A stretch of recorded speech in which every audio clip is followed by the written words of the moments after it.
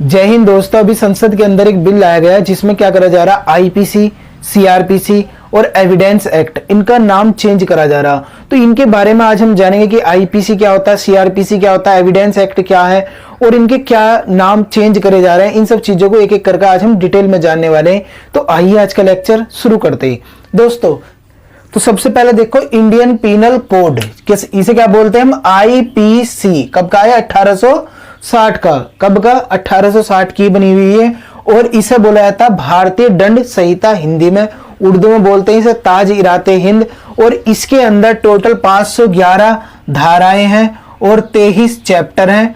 511 धाराएं, 23 चैप्टर हैं और इसका नाम चेंज करके अब क्या रखा जा रहा है, भारतीय न्याय संहिता करा जा रहा। और इनके बारे में देखो एक एक करके मैं बताऊंगा, इसमें सीआरपीसी और आईपीसी में क्या अंतर है, इनके बारे में बात करूंगा। लेकिन अभी फिलहाल ये समझ लो, देखो भारतीय न्याय संहिता, भारतीय नागरिक सुरक्षा संहिता, भारतीय साक्ष्य, ये सारे नाम हिंदी में करे जा रहे हैं। लेकिन हमारे जो दक्षिण के राज्य हैं, जैसे तमिलनाडु हो गया, अब तमिलनाडु के जो सीएम है उनके द्वारा ये बोला गया कि तुम क्या कर रहे हो, हमारे ऊपर लिंग्विस्टिक इंपीरियलिज्म थोप रहे हो। इसका मतलब क्या होता, हमें इसकी जरूरत नहीं है, हम हिंदी बोलते नहीं है, हम हिंदी अपनी जो पाठ्यक्रम है उसमें यूज नहीं करते। लेकिन हाँ, हिंदी हम समझ लेते थोड़ी बहुत, वो बात अलग है। लेकिन फिर भी तुम हमारे ऊपर इसे थोप रहे हो। हमें इंग्लिश समझ में आती, तुम इंग्लिश में कर लो, या हमारी जो तमिल भाषा उसमें कर लो, लेकिन तुम क्या कर रहे हो, हमारे ऊपर ये थोप रहे हो। एक बात मैं भी बता दूं, जितने भी विकसित देश हैं जो अपने आप को अच्छे से लेकर चल रहे हैं, जापान हो गया, जर्मनी हो गया, इन्होंने क्या करा, अपनी एक भाषा को राष्ट्रीय भाषा का दर्जा दे दिया। समझ रहे हो, जितने भी विकसित देश हैं ये जो अच्छे से काम कर रहे हैं उन सब ने, इवन चाइना की भी एक अपनी राष्ट्रीय भाषा है। अब भारत भी क्या कर रहा है, जो हिंदी है उसे राष्ट्रीय भाषा का दर्जा देने का प्रयास कर रहा। धीरे धीरे चेंज करे जा रहे हैं अब, क्योंकि देखो संविधान बनाने वालों ने किसी भी भारतीय भाषा को राष्ट्रीय भाषा का दर्जा नहीं दिया था। उनके द्वारा यह बोला गया था कि हाँ, हिंदी को आने वाले टाइम में बढ़ाया जाएगा, इसके लिए प्रयास करे जाएंगे और इसे बाद में जाकर राष्ट्रीय भाषा का दर्जा दे देंगे हम। उनके द्वारा यह बोला गया था। उस टाइम तो नहीं करा गया, राष्ट्रीय भाषा का दर्जा नहीं दिया गया, छोड़ दिया गया बाद में कि जितनी बाद में सरकार आएंगी वो हिंदी भाषा को क्या करें, बाद में राष्ट्रीय भाषा का दर्जा दिला दे। उनके ऊपर ये सौंप दिया गया था। तो इसी चीज को आगे बढ़ाया जा रहा है अब। तो देखो क्या बोला जा रहा है, लिंग्विस्टिक इंपीरियलिज्म। मतलब क्या हो गया कि तुम हमारे ऊपर थोप रहे हो इस चीज को, हमें इसकी जरूरत नहीं है हिंदी की, तुम जबरदस्ती थोप रहे हो। तो ये बोला जा रहा, तो बाद में होगी इसके बारे में बात। तो अभी फिलहाल इसे देख लो, अपना जो हमारा टॉपिक है भारतीय न्याय संहिता, इसका नाम करा जा रहा है। देखो, कोड ऑफ क्रिमिनल प्रोसीजर, ये 1898 का है। अभी मैं तुम्हें बता दूं, 1860 हो गया, 1898, 1872, ये सारे के सारे अंग्रेजों के जमाने के दिख रहे हैं तुम्हें, अभी के नहीं है, ये अंग्रेजों के जमाने के, जब से चले आ रहे हैं और जब से लेकर आज तक हम इन्हें ढोई रहे हैं बिना फालतू के। अब जाके सरकार जागी है, अब इसमें कुछ ना कुछ चेंज करे जा रहे हैं। तुम्हें पता अंग्रेजों के द्वारा कितना अत्याचार करा गया हमारे ऊपर, तो क्या वो हमारे लिए कोई अच्छा सा कानून बना सकेंगे? नहीं ना। तो उनके द्वारा जो ये कानून बनाए गए थे उन्हें हम ढो रहे हैं अब तक। तो अब इसमें सरकार चेंज कर रही, अभी बिल लाया गया, बाद में जब एक्ट बनेगा तब इसके बारे में और बात करेंगे। लेकिन फिलहाल अभी देख लो, सीआरपीसी है 1898 की, ये भी इसे बोलते हैं code of criminal procedure. Hindi में इसे बोला जाता दंड प्रक्रिया संहिता। क्या बोलते हैं? दंड प्रक्रिया संहिता। इसका नाम चेंज करके हम क्या कर रहे हैं, भारतीय नागरिक सुरक्षा संहिता। अब जितने भी एग्जाम होंगे, चाहे वो डी ग्रुप का हो, चाहे ए ग्रुप का हो, चाहे इंटरव्यू हो, इवन इंटरव्यू में बता रहा हूं, उनमें इनसे क्वेश्चन जरूर पूछा जाएगा। ये पूछ लेगा कि सीआरपीसी का नाम चेंज करके क्या कर दिया गया। ये पूछ लेगा कि ये सीआरपीसी थी, कब की थी, 1898 की। देखो क्वेश्चन कहां से बनता, जो चीज न्यूज में होती है ना उसके बैकग्राउंड से क्वेश्चन पूछ लिया जाता।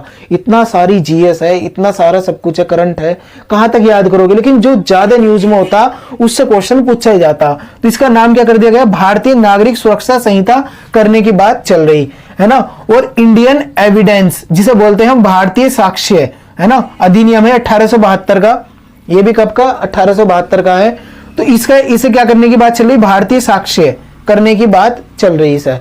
तो अब तुम ये देख लो, जैसे सीआरपीसी है तो इसमें कितनी धाराएं हैं, इसके बारे में बात कर लेते हैं। इसके बारे में तो मैंने बता दिया तुम्हें। इसमें 484 तो धाराएं हैं, 2 अनुसूची हैं, 2 अनुसूची और टोटल 37 चैप्टर है। किसके अंदर? सीआरपीसी के अंदर।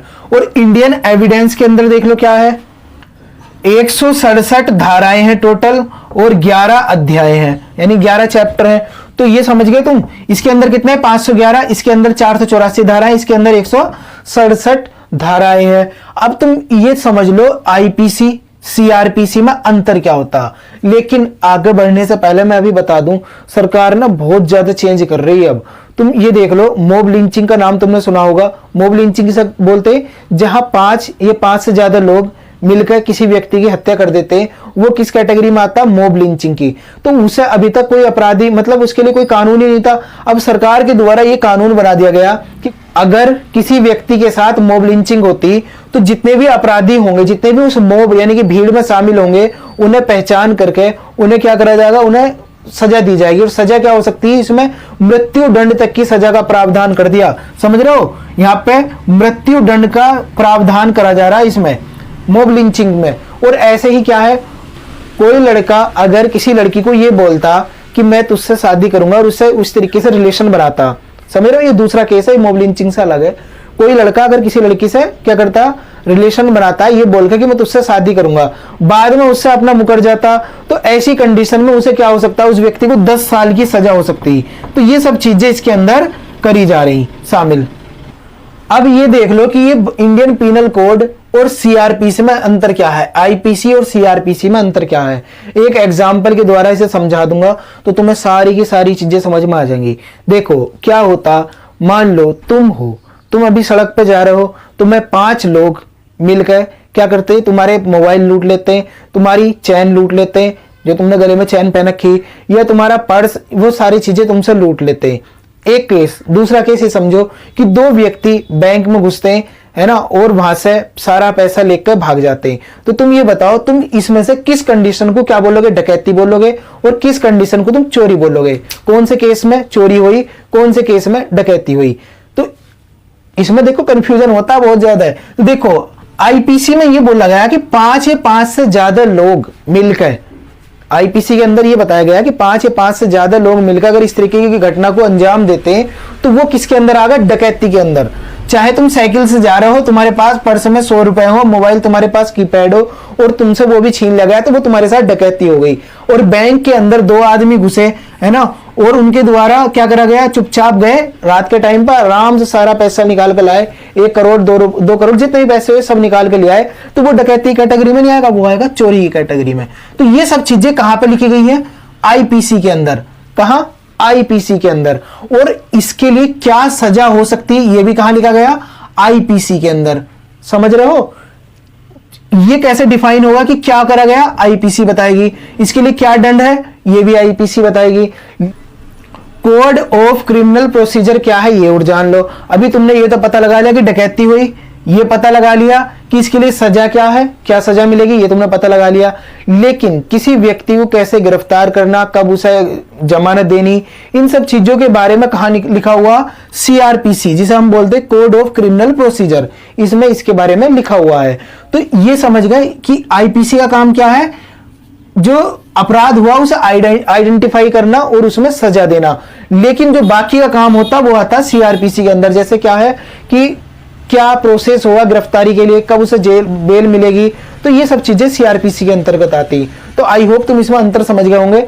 अब देखो इंडियन एविडेंस एक्ट, ये भारतीय साक्ष्य अधिनियम क्या था, इसके बारे में बात कर लेते हैं। तुमने कोर्ट के अंदर देखा होगा, वो कटघरे के अंदर खड़ा होकर बोलता कि हाँ जज साहब मेरे सामने इस व्यक्ति की हत्या हुई, तो वो क्या हो गया, एक तरीके का साक्ष्य हो गया, क्या हो गया, सबूत हो गया। कहते हैं ना कि अदालत सबूत मांगता, तो सबूत क्या हो सकता, क्या नहीं हो सकता, वो सब चीजें कहां लिखी गई है, इंडियन एविडेंस एक्ट में लिखी गई कि क्या साक्ष्य अदालत मानेगी और क्या साक्ष्य अदालत नहीं मानेगी, वो सारी इंडियन एविडेंस में लिखी गई, इंडियन एविडेंस एक्ट में।